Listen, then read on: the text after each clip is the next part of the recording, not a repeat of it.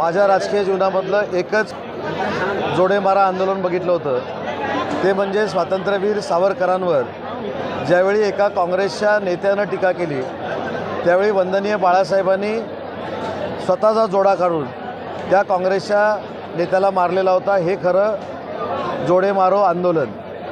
छत्रपती शिवाजी महाराजांचा वारसा वंदनीय बाळासाहेबांनी त्यांच्या विचाराचा नेण्याचा प्रयत्न केला।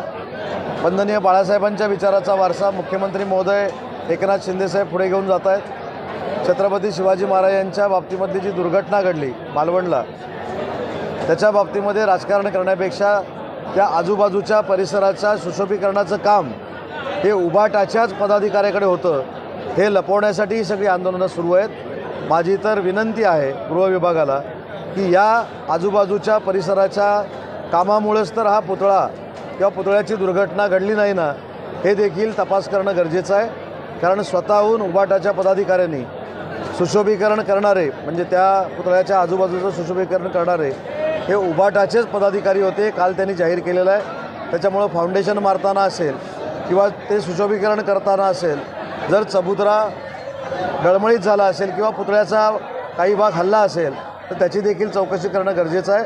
आणि म्हणून ज्या उभाटाच्या कार्यकर्त्यांनी त्या पुतळ्याच्या सौंदर्यीकरणाचं काम घेतलं होतं त्यांच्या देखील कामाचा तपास झाला पाहिजे। आणि निलेश राणे जे भाजपाचे नेते आहेत त्यांनी देखील काही शंका व्यक्त केलेल्या आहेत, त्याचा देखील तपास झाला पाहिजे।